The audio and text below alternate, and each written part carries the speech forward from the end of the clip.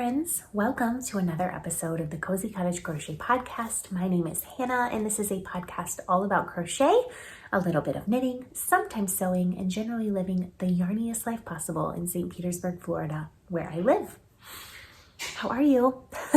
It has been a while. I know I missed recording an episode last week. There's just been a crazy amount of things going on, and I didn't have the energy. I could have forced myself to do it, but I just needed to prioritize rest. And so instead, on the day that I would have recorded last week, when nobody was asleep, I took a nap. I've been spending a lot of time asleep. My health has not been so great. So I have lots to tell you. You would think that I would have tons and tons of projects to talk about because it's been 3 weeks instead of 2 weeks. But I only have 3 projects. I have not done a lot of yarning because I have been so tired. And I will talk about all of that later in the podcast. I promise there's a good reason. But let's talk about the yarn first because that's the best part, right? If you are looking for me anywhere on the interweb, you can find me as the Cozy Cottage Crochet on Instagram, on Facebook. I am the Cozy Cottage on Ravelry. We do have a Ravelry group for this podcast. It is linked directly down below. And if you have any questions, comments, concerns, anything to say about the podcast in particular, please shoot me an email. That is the best way to get a hold of me. My email address is thecozycottagecrochet@gmail.com. Water break. Grab your tea or your coffee or your water or your sparkling water or your wine or whatever you're doing. I mean, if you are watching this with wine, I sincerely hope you're not also knitting and crocheting. In my experience, those don't go together. I guess I should tell you what I'm wearing. I am wearing my Darjeeling cardigan, which is a pattern that I knit last year. And it's a pattern by Knitting for Olive. I don't think it has a schematic. And I had some other complaint about the pattern, but it is a really, really nice pattern. I made this in Ula plus Leah yak yarn, 100% yak yarn, held double with a mohair silk from Pearl Soho. And I really love this cardigan. It's giant. It's a drapey. It's huge. And it's the perfect thing to wrap up in. So I've been wrapping up in it a lot. I have one pair of socks to talk about, a blanket and a cardigan. And that is it. That's it.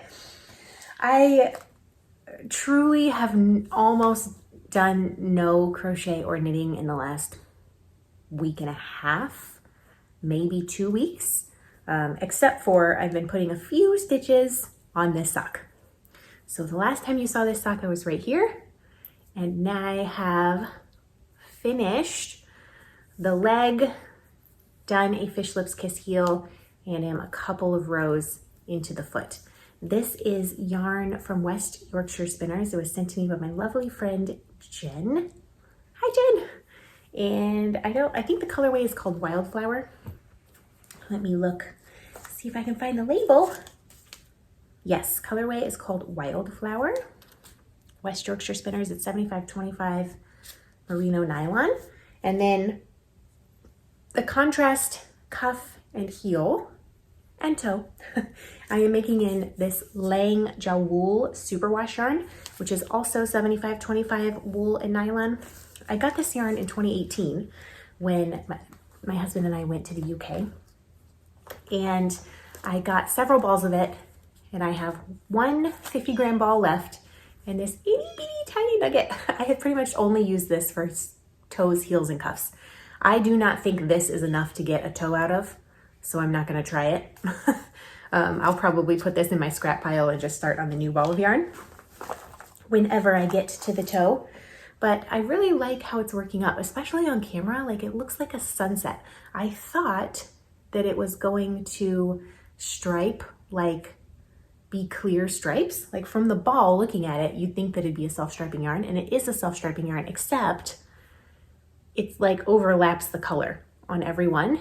And so it like mutes it just a little bit. It's not quite so defined.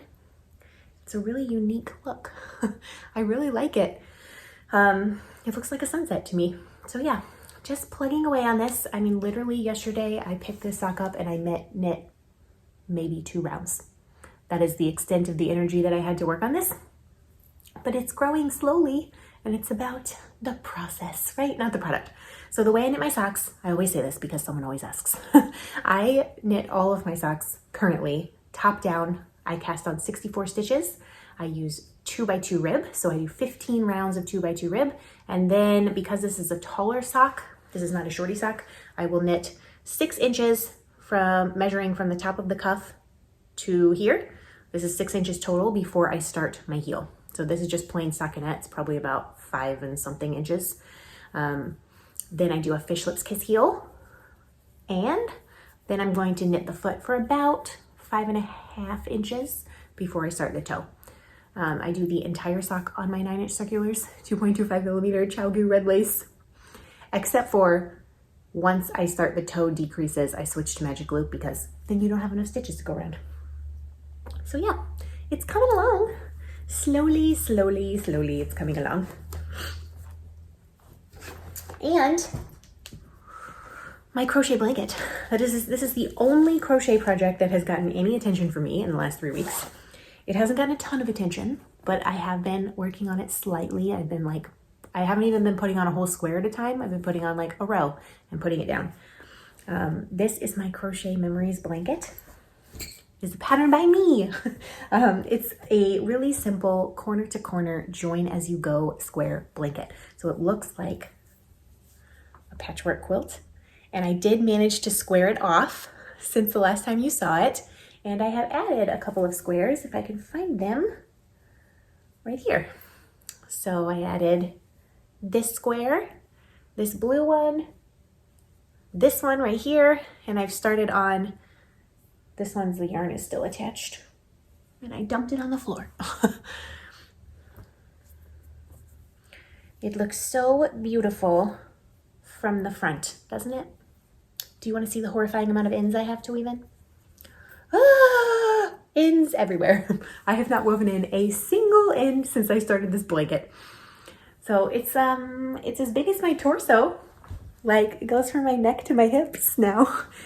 So it's really, really cute. Pulling it out makes me want to finish this blue square, so maybe I can do that tonight. So I've put on 3.5 squares, which is pretty cool. Let me put this up here. I just love it. I have a video tutorial on my YouTube page for how to do the join as you go corner to corner method, just for these squares. If you go to my main YouTube channel page and just scroll down, there's a section called tutorials, and it is the only video. Underneath the tutorial section is how to do this. And that is just the method for how to join as you go. If you would like the pattern, which tells you yardage requirements, and it tells you how many squares wide and long to make 10 sizes of blanket from preemie all the way to king size. And it has a photo tutorial, and it has a written pattern and all of that stuff. Then that is on my Ravelry and on my Payhip, and it's only $1.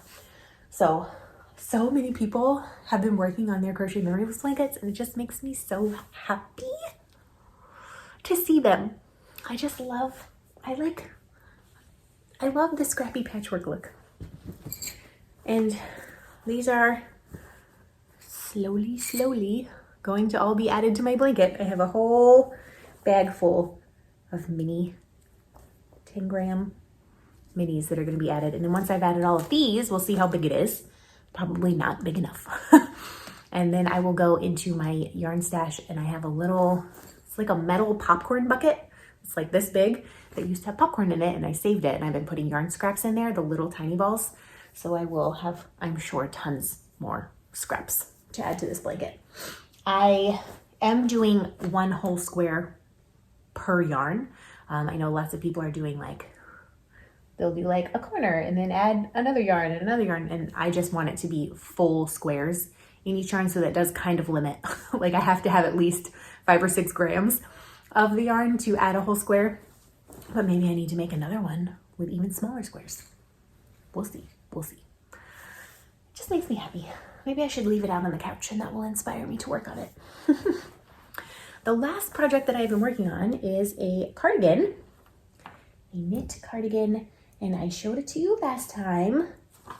I have accomplished a fair amount, I think. It is the Mix and Match cardigan. which is a pattern by Mina Phillips, who is the knitting expat. This has been in my queue to make for quite a long time.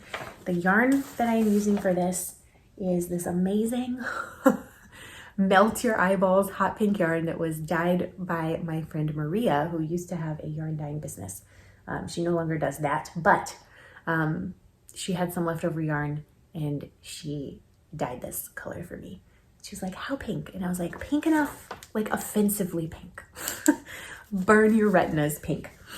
So the last time we talked, I believe I had 3 more rounds or 3 more sets of increases on the yoke to do before I split for the sleeves. And I have in fact split for the sleeves. At that point, I had how many rows or how many? 352 stitches before I split for the sleeves. And they're all scrunched up on this tiny needle. So I don't really think I'm gonna be able to like try this on for you, but where that pumpkin stitch marker was right here, that is where I was last time. So I have knit a fair amount on this, probably a good 4 inches. So I have split for the sleeves and I have knit about 1 inch, maybe a little more than 1 inch under the sleeves. The sleeves are on these holders, which I have to show you because I really love them so much. Like I think I'm gonna use them on every sweater until the end of time. My lovely friend Amanda sent me these a while ago and they're called Clover Circular Stitch Holders. This is what they look like. I'll try to remember to put a link for them down below. This is the 9 to 16 inch version. And basically you put all of your stitches, instead of using waste yarn, you put it on this. It's like a clear plastic cord and a needle.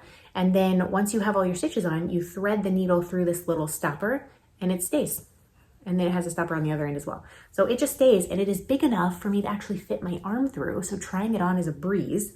And because it has a needle on one end, picking them back up when you go to knit the sleeves, so easy.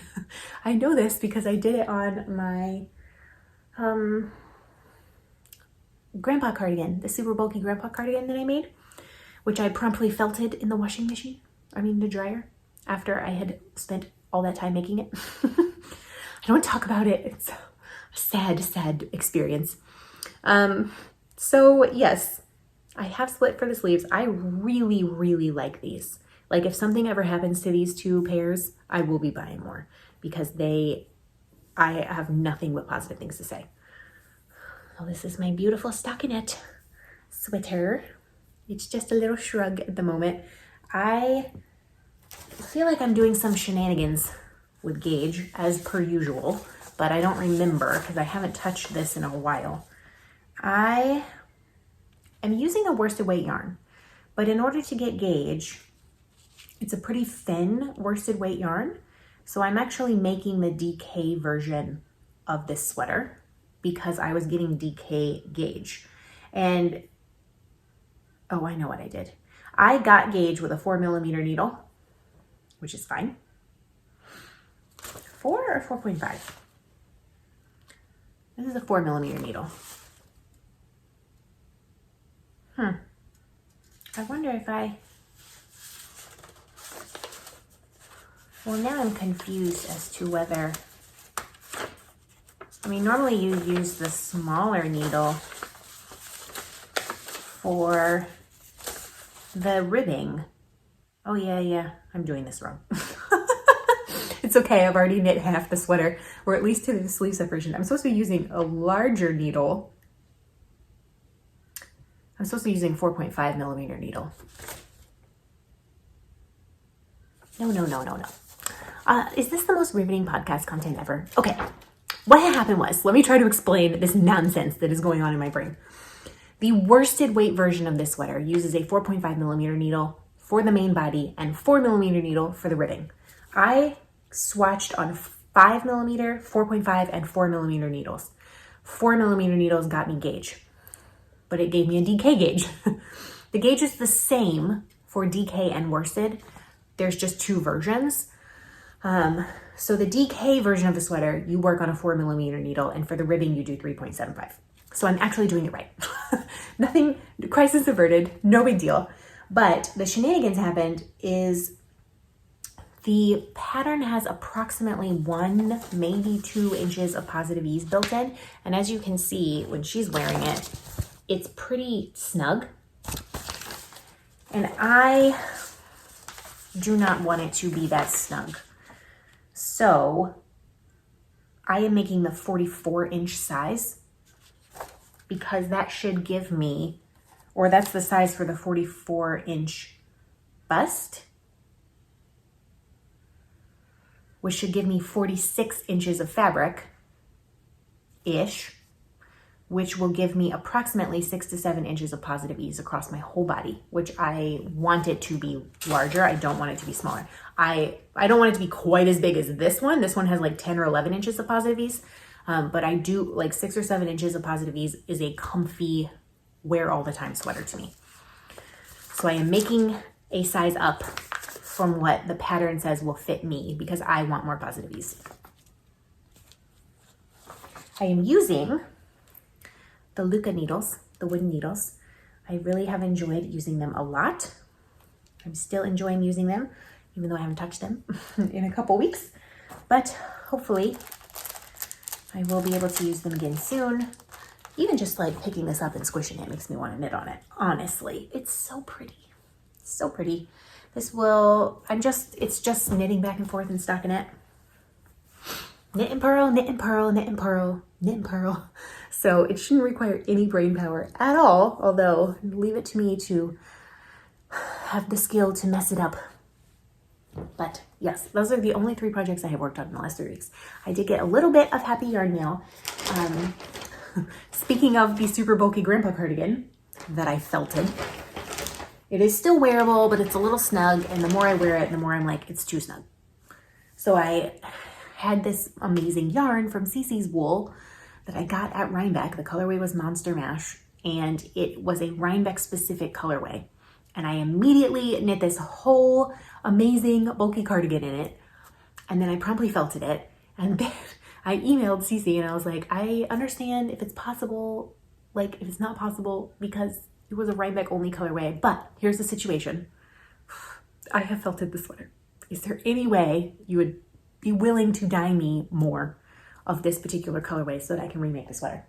And she said yes, and I was like, no rush because it's the holidays and I'm sure she had a lot going on as well. So this actually arrived last week. I want to say I ordered it a month ago, month and a half ago. And she sent it to me. She did 3 8-ounce skeins, and this combined with the yarn that I have left over from my super bulky grandpa cardigan should definitely be enough to make another one. I have not even wound it up. I've had it for a week and I haven't wound it up yet.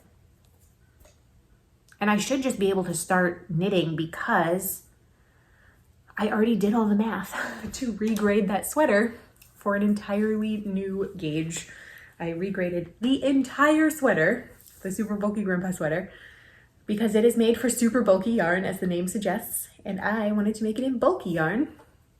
This American U. Oh, such a cute little sheep tag. It is 1 3-ply merino rambouillet, and it is super, super, super soft. It is like magically soft. However, not superwash. Just a PSA. Not superwash at all. So that is the happy mail that came. My goal before the next podcast episode would be to have it wound up so that when the energy and inspiration strikes, I can start working on that sweater. I am not really going to be in a hurry, I don't think, because I was really in a hurry to finish the first one so I could wear it on Christmas and wear it in January, which is our cold month. It is already warming up significantly here. It is February 1st today, and it is going to be 79 degrees. It was like in the 60s this morning. So I think we have probably seen the last of our cold weather. It is certainly, I doubt it's going to get into the 40s again. We might have a couple more days of 50 and 60 degree weather, but I'm pretty sure we're like on the rise for the rest of the year. So I don't need to be in a hurry to knit a bulky sweater now, do I? Because I won't be able to wear it for a year. But I'm happy to have the yarn because I can't believe I felt in that sweater. I'm being philosophical about it, but you know, mistakes happen to everyone, even people who know better. Okay, that is actually all the yarny content I have. I have only worked on 3 projects and I got 3 skeins of yarn in the mail, and that is it. So if that's all you're here for, totally get it. But I do have some massive news to share with you and a lot of rambling. So if you want to stick around for that, I am going to say maybe a trigger warning. I'll probably get emotional, but y'all know I do that. So there's a reason that I have not had the energy to knit or crochet. There's a reason that I was sleeping last week instead of podcasting. And the reason is I am pregnant. It'll be 8 weeks tomorrow. Today's Wednesday. And I found out, right away, maybe like 2 days after my period was supposed to be due. And this is going to sound maybe weird, but I am trying to be excited. I don't know if I'm quite there yet. I want to be excited, but I don't have a lot of trust. And y'all know, if you've been around for a while, if you haven't been around, this is like your first episode, welcome. Prepare for the emotions.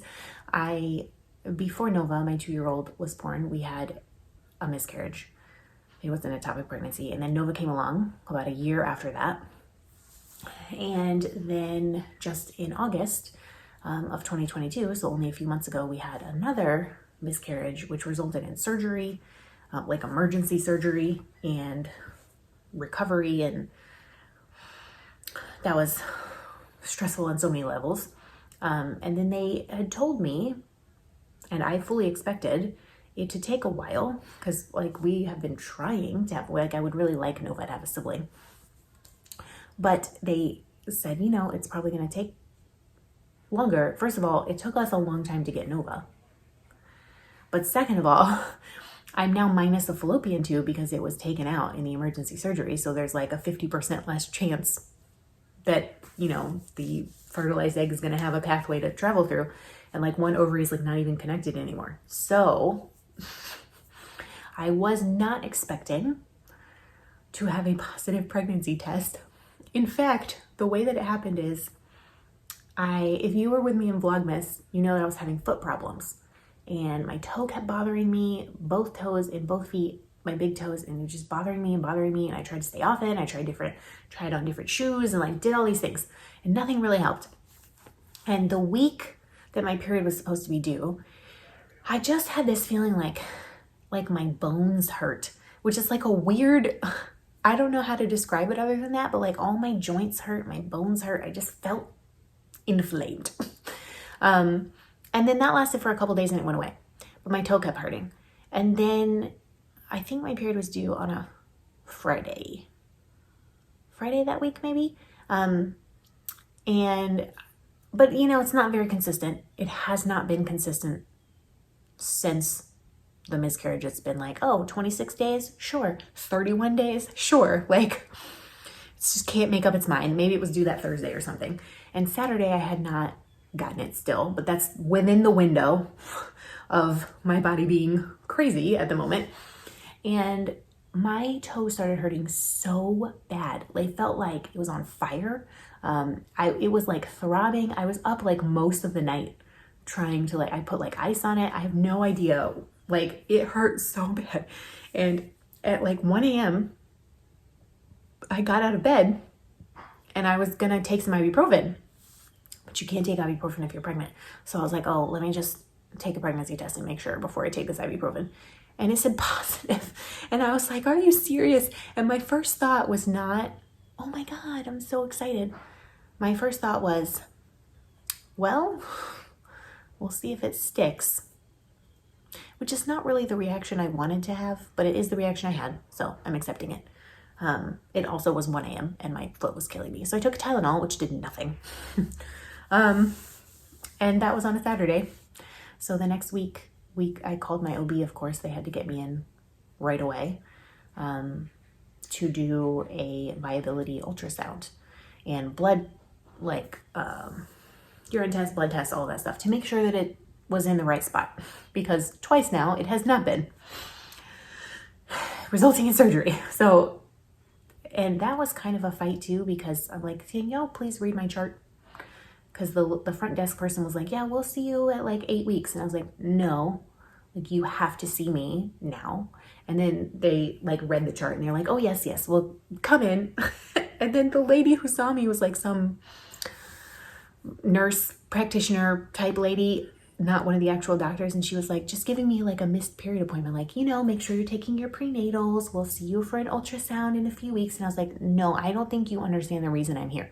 And this should be in my chart. Literally a couple of months ago, I had surgery because of this issue.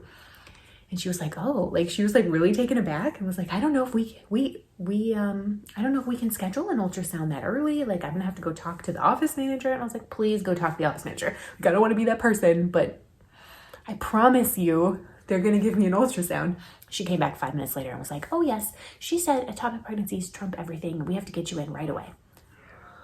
I was like, yes, I know. That's why I'm here. So anyways, that appointment, I want to say was 2 weeks ago. Yes. And they did verify that the baby is in my uterus where it belongs. It's little teeny tiny bean. It looks like a little bean. It's like a little curved, like a little black bean. And it has the teeniest, tiniest little heartbeat, or at least it did 2 weeks ago. And the ultrasound tech was like, I don't know that I've ever seen a heartbeat that early, because it was like 5 weeks and a few days, almost 6 weeks. So it's in there. It's in there. I'm due in September, the middle of September. We have another appointment next week. Yes, next Thursday. That's the official first OB appointment. All of this prep work has been like to ensure viability. So we have another appointment next week, and then I guess it'll just be hopefully regular from then on. I have not been feeling good. I was so tired last week, and that is why I had to just prioritize rest. I just could not record. And it is not as bad as it was with Nova. Y'all know, if you were around when I was pregnant with Nova, I literally was so sick. I could not eat anything like at all the first trimester. I lost like 12 pounds. And they were like, you had better eat something. And I was like, what do you want me to eat? I literally lived on mashed potatoes for 2 weeks. So it's not quite that bad. I have had a lot of nausea, but I can still eat, which is a huge bonus. Being able to eat is magical. So I've been eating, which is nice. The nausea is there. I also have some tools I didn't have when I was pregnant with Nova, like vitamin B6 and Unisom and like all of that I had no idea about until I got to the first appointment with her. So I've already been taking those, and that's been helping. I've also been really dizzy. I don't think I had that symptom with Nova, but like yesterday I was so dizzy that I basically took a sick day from work, and the whole time Nova was at the babysitter, I stayed in bed. And then when she went down for her nap, I also stayed in bed. So I was in bed more than half the day because I was just so dizzy. Thankfully, no dizziness today. But yeah, it's been in some ways better because I know what to expect, and I've been through this before, and I have some tools like medicine and things, and I have more of a community around me. Like when I was pregnant with Nova, it was during COVID, and there was nobody. Nobody was seeing anybody. Nobody was doing anything. Just I couldn't go to a single doctor's appointment. It was awful. The only positive I will say is because I was in my first trimester when the global lockdown happened, I was working from home and I literally would sleep until 5 minutes before I had to clock into work, roll out of bed, go to my desk, work until lunch, sleep on my lunch, go back to work, and then after dinner, I wasn't eating anything, I would like suck on a popsicle and then go to bed. I just literally slept all the time. So that was a positive. I got lots and lots of rest, which I do not have this time because I'm a much busier person than I was in the middle of a global lockdown. And also I have a toddler who is no respecter of growing a human. She's like, Mommy, let's run down the road. Mommy, let's go for a walk. Let's do all the things. And I do not have the energy. I'm trying to take it one day at a time.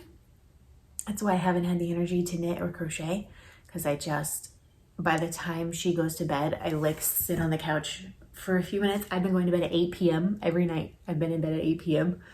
if I can at all help it.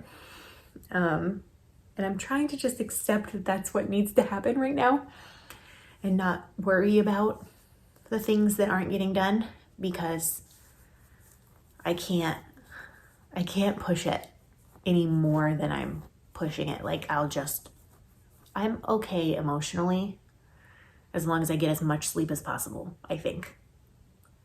The less sleep I get, the more like impatient I am with Nova, the more like, and you know, hormones, pregnancy hormones make me very emotional as well. So like, I'll just like cry about nothing. I guarantee you, like when Nova gets back from the babysitter, she'll have a snack, she'll go down for her nap. I'm also going to lay down, because otherwise I'm not going to be patient with her this afternoon. And I've just decided that that is what's important to me, is being the best parent I can be during this time. Oh, I'm having emotions right now.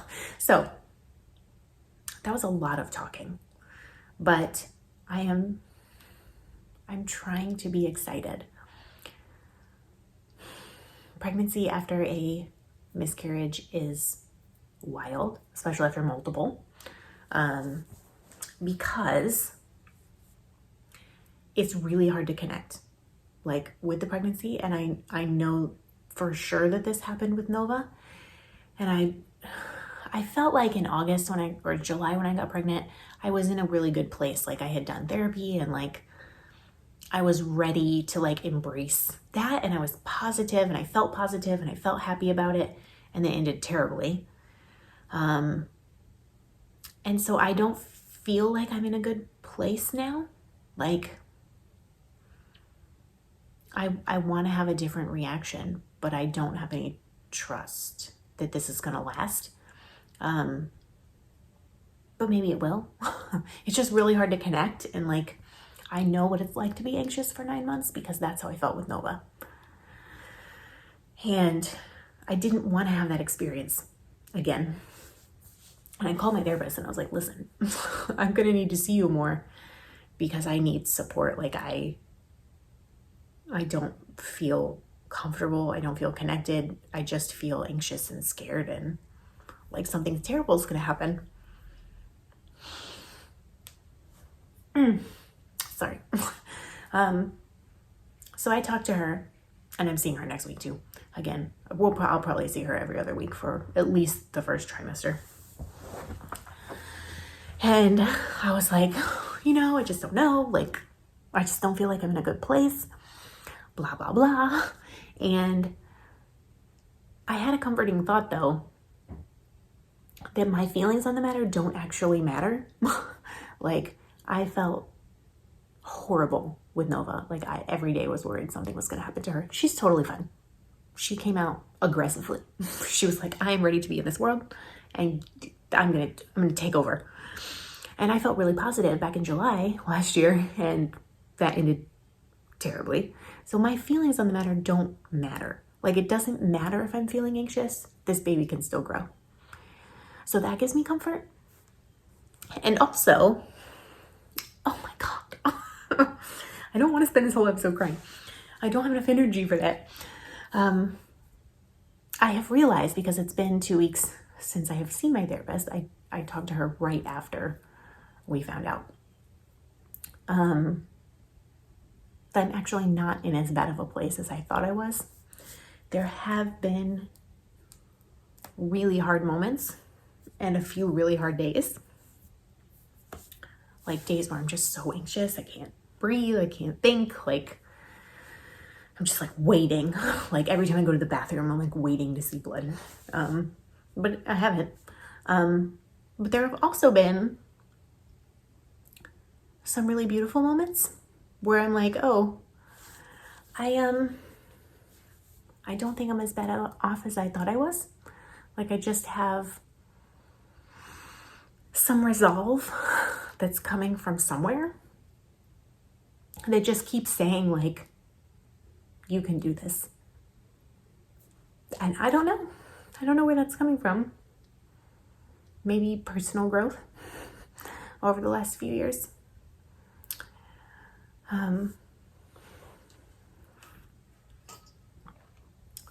Maybe a lot of things, a lot of different things. But I am not as anxious as I was afraid I was going to be, which is really nice. So it's really early. I am telling y'all because number one, I don't want to have to hide the fact that like I'm tired and sick. And y'all are my community and you were there the whole time. I mean, you've been there for years, but the whole time I was pregnant with Nova, y'all were there. And I want to be here too and just be able to show up as whatever's happening, whatever's going on in my life. I want to be able to talk about it and not have to pretend. And I know that I will need support. So like, if everything goes well and this baby keeps growing, well, I'll need support. And if it doesn't go well and something terrible happens, well, then I'll need support. And I don't want to have to hide in any fashion. I intellectually know that this will be a different experience than with Nova. Like Josiah already got to go to an ultrasound appointment with me. And that was it was so good to have him there because he's my person. And he didn't get to go. He never got to see Nova when she was in my belly. So he's already seen this baby, which means everything to me. And it helps my anxiety a lot to have someone there. So I know it will be different, but my body doesn't remember. My body doesn't know that. So I actually had a really amazing conversation 2 days ago with a doula who I wanted to have a doula when Nova was born, but the hospitals were being such sticklers about nobody can come in. So it didn't happen. And I started talking to her in July when I was pregnant. And then of course that ended. But we had a in-person meeting on Monday and it was just so beautiful. And as long as everything goes well, like I'm going to get to do the birth classes that we didn't get to do with Nova. And then she'll be there for the birth of the baby and a few hours afterwards and like help me nurse and just be on my team, someone who knows what's going on. Like there's so many things that I did not know with Nova that I wish I had known. Like I had no idea I didn't just have to lay on my back and push. Like I had an epidural, so they won't let you like walk around, but I could have been on my side. I could have been maybe on my hands and knees. I could have been doing all kinds of other things. I had no idea I could ask the nurses to like turn the lights down in the room so it wasn't like blindingly fluorescent lights in my eyeballs. I had no idea about any of that. So it just feels really comforting and affirming to me to know that I will have someone there who can speak up when I'm not able to. I don't have like I'm not gonna have like a strict birth plan of like, this is all the things. I mean, I want an epidural and I want to be in the hospital, but that's it. Those are the only two things I care about. I just need, it's just so comforting to know that someone's gonna have my back. so I can focus on, you know, like having a baby. So yeah, I feel like I've been rambling a lot, and I don't really know what else to say other than that's what's going on. I am trying to be excited. I think that I will relax more after we are out of the first trimester. So tomorrow's 8 weeks. We'll have another appointment next week. So in 1 more week, I have an appointment, and that's an ultrasound. So we'll get to see that everything is okay. So I might relax a little bit after that. And then after 12 weeks, the rates statistically drop a lot. So that should be helpful as well. And yeah, there's just been so much going on. So I wanted to share that with you because y'all are like family, and I know you care. Yeah. I feel like this is a weird place to end, but I don't have any other I don't have any yarn content because I've been so tired, and I am so tired. It's 10 a.m. I have to go get Nova in an hour and a half, and I think I'm gonna go to bed until then. So yeah. If you enjoyed this rambling video, hit the thumbs up. You can also comment below. I would really welcome your comments. Just any thoughts you have, any prayers you have, any words of encouragement. They mean a lot to me, and I read every single comment, and I do my best to respond to them. I just know y'all have been with me for a really long time, and I appreciate you so much. Oh, I don't know. We're not doing this. I'm not crying again. Okay. Be kind to yourself. I will do my best to be kind to me. And I will see you in 2 weeks, hopefully with a little more yarny content. Bye, friends.